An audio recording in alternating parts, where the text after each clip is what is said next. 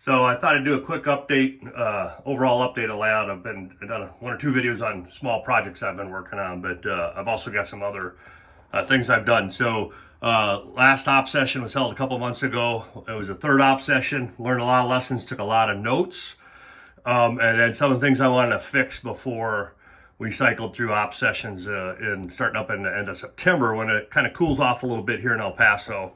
And then I'll run another series of op sessions through the winter. But one of the things I did is I did the track in the lower staging yard. I was having some reliability issues and it was hard to access it. So I've kind of opened this up some. And then I can't do this, open this, there's electrical conduit through there, but open that up a bit. Eventually these will be automatic. I'll have a panel. It'll be push button to switch them. Right now it's manual, so you kind of got to reach in. Another thing I've done is haven't hooked it up yet, but I'm going to upgrade power. One of the things you'll find out as you build a large layout is you run out of outlets, and so you end up with power strips like that with a bunch of accessory power, 12 volt power plugged in and using a plug. So picked up one of these 12 volt, actually picked up two 12 volt power supplies. And so I'm gonna update some of the accessories and stationary decoders and power them with these units. It'll free up some outlets and just make it a little more efficient for powering. So and then I picked up the new the big Digitrack power amp, and this will power the two power districts over here. And so I'm still running a DB150 boost as a booster, but I've got another DB210 to put in there and run it. So they'll all be 210s. And then I've got because this peninsula in the garage was added after the layout, this initial section of layout was done, I just couldn't get away around it, but I've got some blind running. So this is the track. The track on the right's coming out of staging, and then you'll see the two tracks on the left. The one on the far left will eventually come into staging. You can see staging's got room for another track, and that's just going to be a long staging lead, and I'll run wall lumber. We'll have some kind of a lumber logging railroad. And it'll give me an excuse to run some of those GE 70 and GE 40 tonner locomotives that I have. And so at the end of that, on staging, it'll be a mill, and then they'll also bring logs out and log flats. And then this will be the exchange yard here for logs. And then the logs actually end up going to potlatch. But so what I'll do is you can see that line there. I'm going to cut that off, and that's going to open that up. I can't go any further because there's an electrical conduit. This is an older house and it's got metal conduit on part of it. You can see a piece of it there, which I'll cover with scenery, but it's got the electrical conduit. So I can't raise that outlet any higher. And so what I'll do is I'll just kind of open that area, and if you're standing and watching your trains come out, you're really, you're kind of, this is the angle you'll be looking at, so it won't be that big of a deal, but it will allow you, if you need to bend down and see your train coming in early, and you can kind of see how track's back there. What I will do is put some lighting in, and then I'll scenic that all the way back, and then I'll paint the back of the other backdrop, and then it'll just kind of be like a shadow box, but allow you to see see your train a little sooner. And then it'll open up this log yard for me.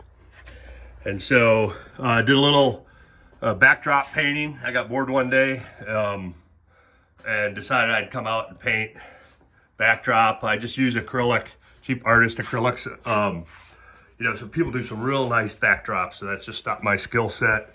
And I've already had scenic part of the layout and stuff like that. So just went with kind of a rough backdrop painting, and this one still needs to be finished. Another thing I'm doing is, you see these, I've got 3 logic rail flash clocks, and they pretty much have continuous power layout power. So eventually I'm going to wire on and off switches, so I'll be able to turn the fast clocks on individually. So that's one of the kind of projects Done nothing down in Grangeville. Probably I'll start Grangeville and start knocking out Grangeville in the coming this winter. Come through here, big thing here. Was having some issues with the Helix. The radius was a hair tight, and I've got a lot of low profile wheels, and I would about half the trains could get it through a Helix in an op session. So it was just kind of real frustrating. So I decided I would rip out the old Helix and put in a new Helix, little broader radius, and then I'm going to keep it open. Before I had the Helix, if you remember some of the older video, it was hidden by kind of fascia. I'm going to leave this pretty much open so you can keep track of your train as it's going through the Helix. And so it'll be a 20-inch radius on the outside, about a 18 3/4 inch radius on the inside. The inside track will primarily be used for trains going down, and the outside track will use trains coming up. And when I get to the top, I'm going to have to do kind of some special kind of transition, and it'll probably be just a little bit tighter radius on that last loop because I've got to clear all this stuff along the wall. So, but I'll worry about that when I get there. One of the other things I'm going to do too is I am going to put all the Helix tracks going to be tacked down with nails with spikes. So my last Helix I used caulking to attach the track, and you end up throwing 7 loops of track away. So that way, if I decide to dismantle the Helix one day, at least I'll be able to salvage most of the track. So, and then I'll have to redo the exit there. I'm not sure what it's going to look like yet, but that's something I'll have to figure out. But that project will work to get that done and before the next op session. Another thing I've got to do is I've been burning out BXP 88s. Apparently, it's kind of a problem. Gone through 3 now, and what will happen is you get a short somewhere on the layout, and it, like for instance, I can have a short in the yard, and it'll burn out the loco net in a BXP 88 somewhere else on the layout. So I've so far fried 3 of them. One's been completely fried. It actually happened during the last op session. Had to cut the op session early by about a half hour because I lost power to 8 blocks through the Helix on this end of the layout. And then the other ones, I just lost a loco net. So if I jumped past it with a loco net cable, the layout ran fine, still had power to those sections. And since I'm not signaled yet, it didn't matter. But decided I'm not going to invest in the BXP 88s anymore. They're kind of expensive to be burning them out. And frankly, that shouldn't be an issue because the wiring's good on the layout.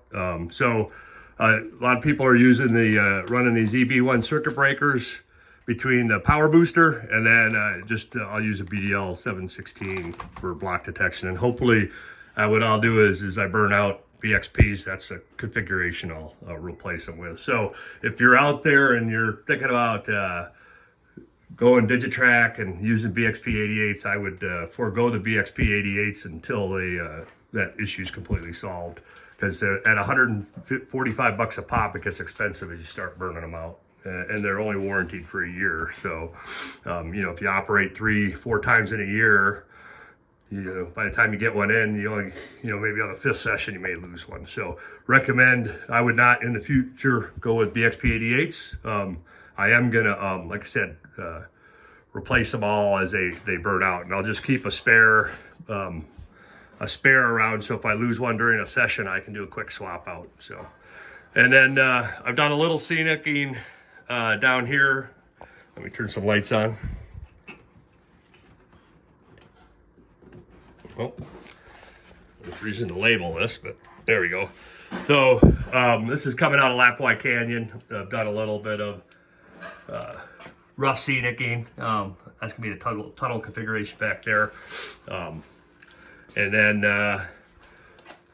in the yard, I did post a video. I have done some details in the yard. And so I've added a bunch of telegraph poles that will go down to the yard facilities. And then I've finished Lewison's plastics, and then finished the multimodal facility. And then I finished Memorial Bridge, which is Highway 12 that goes over to the Clearwater River. Now this is non-prototypical. The bridge itself is prototypical. It's based off of, photos of the bridge and Google Earth imagery of the bridge before they started replacing it. But in reality, the bridge comes off the river, goes over the railroad tracks, hits an abutment, and then it's hits an abutment and continues into town. And since this area is kind of freelanced, I just wanted to have the bridge in. That matches the actual bridge, but it's kind of freelance. So, and good thing about a bridge and a highway is you get a lot of N-scale vehicles and lets you display them. And then I've also been doing a ton of 3D printing. So I've 3D printed some switch motors, and then a switch stand, some switch stands for, so I'm updating the layout. You see here, I've got, these are those real nice showcase miniature switch levers. So I've been doing a mix of details on the layout. And so here's an example based off close to a prototype. That's 3D printed. That kind of matches the switch levers that they're using in East Lewiston Yard. Probably kind of fragile. Ideally, I would make the lever out of photo etch, and maybe one day I'll figure that out. But I can just 3D print these, so if I start breaking them off, I can just pop them off. So I'm going to add those to the yard as I kind of detail the yard. And then, so that's really kind of where we're at. This is another spot that I'm going to get kicking on. I kind of initially scenicked it, never finished it. I've got to replace a light. I've been burning the ballast out in the lights, so I'm replacing lights with LED lights. So once I get the light replaced here, I'll update this scene. I've kind of been toying with some ideas. I think I'm going to do a construction scene here where they're adding guardrails to the bridge, and then that'll allow me to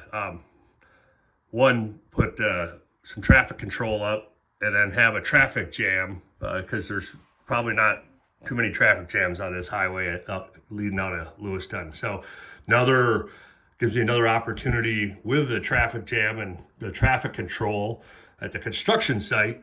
Gives another opportunity to get a bunch of those N-scale vehicles I have onto the layout. So, and then I've already, I just have to finish for here. I've got another set of scratch-built signal towers that match the ones at YY Bay. I just have to get the targets on there, and then I'll have another crossing, an automated crossing that goes in here. So that's kind of where we're at the layout. I'm gonna keep cranking on projects. The goal is by the end of September to have the Helix finished and the layout functional again.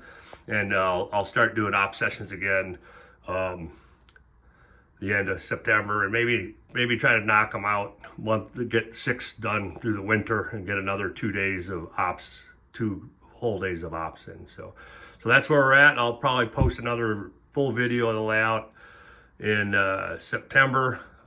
Next layout video I do will probably be focusing on the work in mid-summer